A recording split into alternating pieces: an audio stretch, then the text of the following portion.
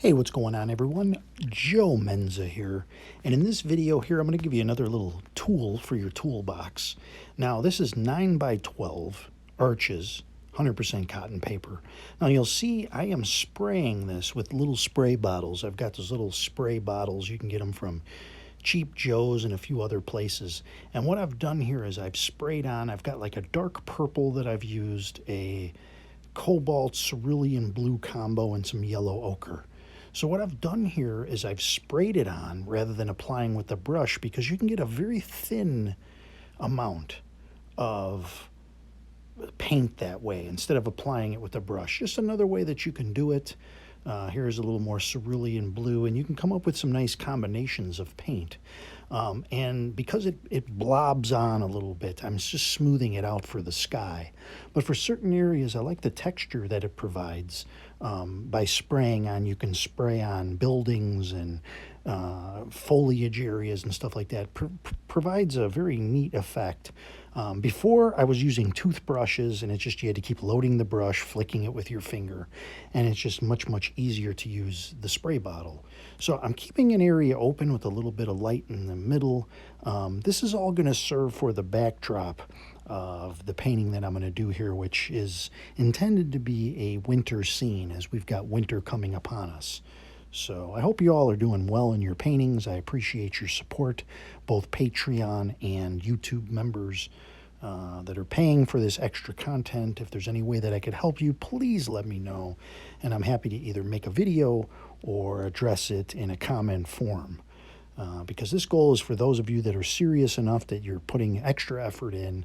And I know what it was like when I was watching as many videos as I possibly could, and I used to support people on Patreon that were really good and buy videos, stuff like that. So again, I've sprayed a little bit more on. This is a little hit or miss, little trial and error, but I'm using a cloth to kind of just blot out a little bit of the excess that's there. And I'm still retaining that light in the center. It's not as prominent as it was. Sometimes just leaving bare white is too much. So in the middle, I've got just a little bit of that. I've let that kind of carry over. And so now I'm going to start putting in some trees. And in the middle, we're going to also leave open for a little bit of a path. Now I'm going dark on these tree trunks here. I've got some Payne's gray. I do want them to be a little bit more brown, but I want some contrast from the trees. There's some warmth in the background, and we've got some contrast that we want to play off from the background to the front. So I'm just putting in some trees here, just straight up with the hake brush, and we're just going for shapes. And I've stressed this before: when you're doing paintings, try not to paint something specifically, go for shapes. So for example, in that path down the middle there, I've taken and I've just kind of laid in just sort of a path there, again with the Payne's gray ultramarine blue. Now you've noticed I sprayed something else in there. I've sprayed a little blast of titanium white that I've thinned. Now when I make these in the spray bottle, I put maybe an inch to about a half a bottle of water. Hit or miss, again, you can play with those ratios and see what you come up with. So now I'm spraying my palette with the spray bottle, and just to get a little extra moisture on there, and I'm taking my liner brush and just making some branches here coming out. Now again, I don't want to take up too much of that background space, but just creating some lines here vertically. Looks like some trees maybe more in the distance, and just to get a little more brown on those tree trunks, I'm taking a little burnt sienna and just kind of introducing some brown into those trees. A little bit of a layering effect here. And again, I'm just putting some more sticks and some more branches in. All of this will play into sort of a enchanted winter scene. And you can see now how it's starting to unfold. We've got that background. It looks like we're looking toward the back. We're going somewhere. We've got the path that turns just a little bit, takes you out to the, something to follow, your eyes to follow along. So I've put the burnt sienna onto the trees and sprayed a little bit of that white in there. The white will blob out a little bit, which is fine. We've got a winter scene. But the thing about it is when you're using a thinned white like that, it's a very milky consistency and it will dissolve into the background and kind of lighten things up a little bit. Now I'm taking my plastic card. Any plastic credit card will do. You can cut them down, if you have an extra one, or you can use that to scrape in textures for the trees or rocks or what have you. We've got a couple of new patrons this week, and I appreciate. I want to keep the privacy a little bit on their side, but you newly signed up, I appreciate. I hope you get quite a bit out of these paintings here. My goal is to inspire you, keep you painting, and having a good time doing it. So after I scrape in a little bit, I always follow it up with a little bit of paint. We don't want to just have that bare scrape in there. It's a little too obvious, a little too blunt. So I come back with a little bit of a darker color.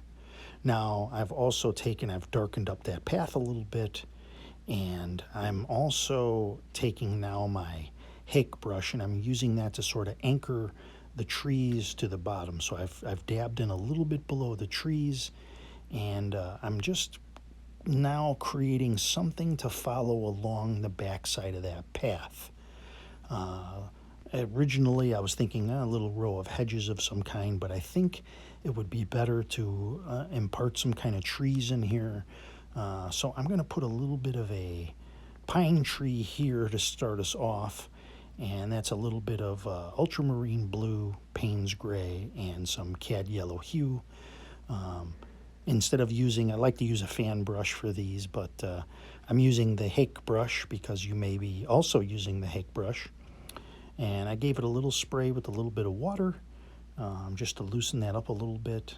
And now coming back in with a little more Payne's gray on the brush, I'm just going to darken this. This could be a path or it could be a frozen icy river. People will see it differently, but if you've ever noticed rivers and when they're really frozen, they look almost black. So I already had one person say, well, it looks like a trail. That's fine. Whatever you see, I kind of just let that, unless it's really intentional, I let, as long as you like the painting in the end is the important thing. I've given that a little bit of a spray, and I want to keep it open. The reason I spray it with water is I want to keep the painting from drying too much so I can still work with it in that alla prima wet in wet. So I'm coming back with a little bit more of the scraping. I want to do a little bit more with the scraping on the trees, kind of keep that going. And then just now I took my spray bottle with I have a spray bottle with pyrrole red and yellow ochre mixed in. It's almost an orange hue. It's a very warm color. And I've sprayed that on to the background into the tree area. And you'll notice how that warmed that up very, very quickly. So I'm taking my, these little distant trees here, I've just taken more or less a dirty paper towel, and I've just kind of dabbed that in there rather than use the brush. Again, we're focusing on shapes, so the shape of the trees, that's more what we're going for. I gave it a little bit of a dry, because I think we're at a point now where we can kind of dry it a little bit. If I need to, I can do like I'm doing now if I want to spray it or hit it with a little more water. I can open it up again. But I like to spray it, kind of get things running, and then, give it a quick dry like I'm doing now. So I give it a little bit of a dry, a little bit of a spray, and keep things from running, too much. So now we'll go back to the palette, and I want to work on these trees a little bit more. So I'm going back into the brown. I use like a Van Dyke brown, burnt umber sort of a combo, or burnt umber and blue, ultramarine blue give you a very nice look for trees and, sort of that darker brown effect. So I'm just kind of touching up these trees now. And I think you can see what we're headed toward here. You see that path is going back, and those little distant trees I dabbed in with the paper towel give us just that right distance. So we're looking down, it looks like something way far away. And so now we're starting to achieve a little perspective of distance. So I jump around a lot. I think you noticed that by now. It helps other areas to dry, and my mind is always going many miles a minute. So while I'm painting something, sometimes my eye is on the tree, and I say, well, I need to come back when I'm done here and hit this tree and kind of define it a little bit better. And then I come back and I say, well, I need to define these trees just a little bit better. So I'll just kind of blend in some other little bit of foliage there and kind of work on these sort of little distant trees just so they look like they're hitting into the ground a little bit. Then you'll see me spray quite often a little bit of moisture. It helps break up solids. It helps keep things wet. And so it's just something you'll learn as you kind of go along. Like if you want something to be wet, I'd rather rely a little bit more on the spray bottle than water from my brush. Put things on a little heavier and then break it up with a little bit with the bottle. I feel like I got a little bit more control that way. So I'm coming in with a little white. You see me put a little white gouache now. I put it on my board. And I'm just coming in. I'm using a very small, very stiff fan brush. So become one of my favorite go-to brushes. So I'm just kind of bringing in where I feel like there should be some snow here, and using the white gouache along the branches and along the trees. You can use this as much as you want. You don't want to overdo it. I mean, unless you want a lot of snow, but not really something you want to overdo. Just so it looks like maybe the snow blew in and left, some remnants on the pine tree. This is just sort of an accenting type thing. And, you want to over the ground areas and along the side of this path. And it just kind of brightens things up a little bit. Now, you don't want to go too heavy on the white. It'll just stand out a little too much, but I don't mind using white for three things: snow, water, and then finally accent things, like if you're trying to highlight around figures or little things that you want to stand out a little bit more. But for the most part, I won't use white. Now I've been using it in the spray bottle, and it's a milky white that causes things to kind of soften a little bit. And so that's like my newest thing that I'm working with. So I really like the spray bottle technique. And if you want to warm things up, you can spray that orange, the red-yellow combination, and you can spray over the top of things, and you don't have to worry about disturbing it with your brush. So it's definitely a little technique I've kind of been working on myself. You don't see too many videos out there doing it.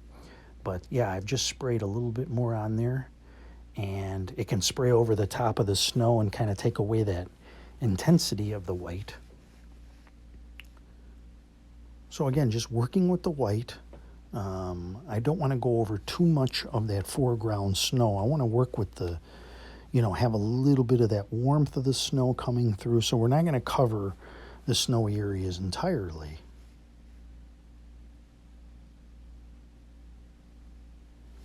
And you'll notice the graininess from the spray bottles. What they've done is they've given you, it just gives a certain texture to the piece.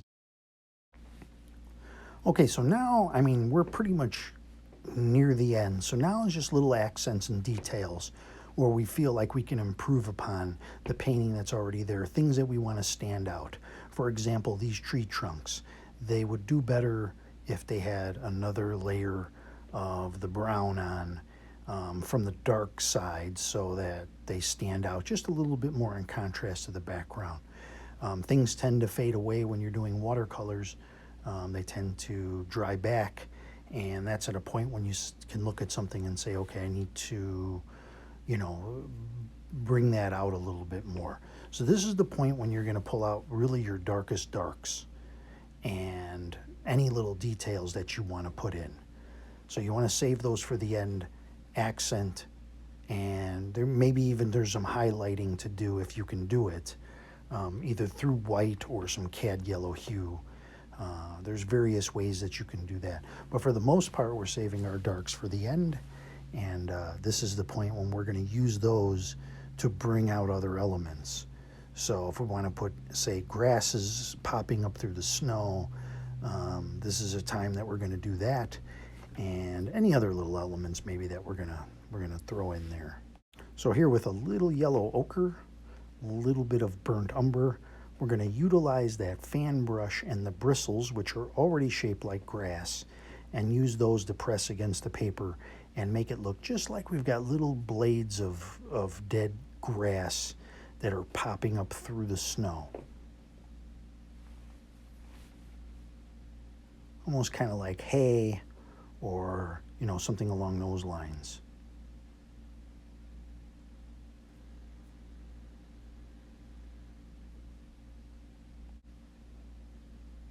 Okay, so now I'm going to give it another little blast with the white bottle, and just to get a little bit of a feeling of snow. Now this has the effect of little droplets of snow. A lot of these will dry back, but we still want to get the effect of the sort of the fresh fallen snow. And you can see now how that path, it really just falls back into infinity. Very, very light back there. I'm going to take a little bit more of the white and accent on top of those grasses in areas where I can make that stand out and will look like the snow is falling on various blades of grass. And then finally, I'm going to just little areas here where I think maybe some snow will fall up against the branches. And you'll notice I'm using the hair dryer. I kind of tend to multitask that way. If there's things I want to dry, I'll do that in one hand and I'll be hitting little accents with the other. So like I said, this is now the final phase. We are just, you know, where can we enhance? You also want to stop yourself from going too far. You don't want to ruin the painting at this point, so you just want to put in little things. You know, are they necessary?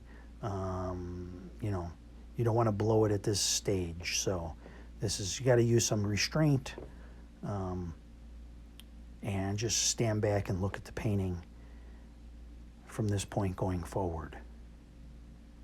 I know because I've done it and I've said, well, you know, oh, this looks really good. And then you end up, okay, I'm going to put some over here. I'll put some over here. And then you stand back and you're like, oh, maybe I used too much. I went too far. So there's always too much of a good thing kind of a factor going on. So again, another drying of this being cotton paper, kind of, you know, just doing a little bit more with the, making sure it's just dry in certain areas. And then that branch at the top of that pine tree looked kind of weird to me. I just put a little snow on it. Almost, it's probably more or less supposed to be behind there, but yet it almost makes that tree look like it's bending to one side, which I mean isn't probably the, you know, it's probably not the worst thing, but kind of just try to straighten that out a little bit.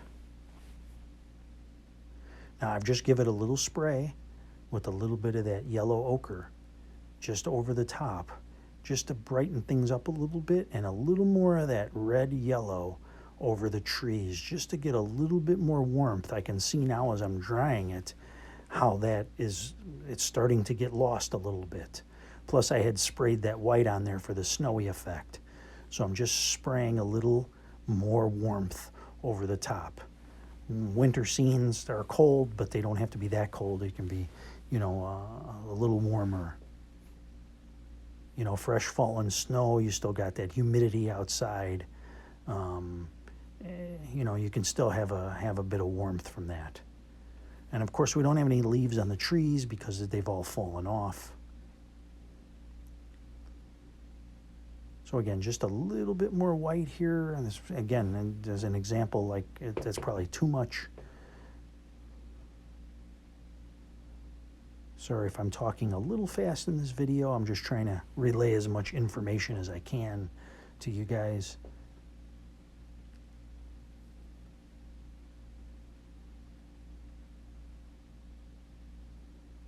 Again, just a little bit more tapping of the snow. Like I said, just stand back, look at it, and say, oh, can I use a little bit more? I did a commission for a customer one time, and I sent them the painting in email to show them what it looked like. And 2 times they made me go back and add more snow. Can you put a little more snow? Can you make a little bit more snow? Sure. I mean, if you want it to look a little more snowy, I mean, I'll add a little bit more. And after the second time, wow, this is really great, and they loved it. And you know, I mean, yeah, there's a little artistic license there, but I'll never be one to say, you know what, I'm not changing my vision of the, whatever. They told me what they wanted. I painted it, and then they asked for some more snow. So they really wanted a nice snowy scene, and I had to break out the white to get it to where they wanted it, but they did. They really enjoyed it, and I was happy for that. So I'm just touching up the trees again a little bit. This is really it. I think we've done as much as we can here and gotten a sort of a little enchanted look. Nice warmth. I'm pretty happy with it. You never know when you get into a painting. You start doing one, and then toward the end, you're just not as happy with it. It didn't go in the direction you wanted. But every once in a while, it's like winning the lottery. You hit on a really good one. And I enjoyed doing this one. I hope you enjoyed it. Any questions, obviously, let me know. Here is the finished painting in its matte. Thanks for your support, and thanks for watching, everyone.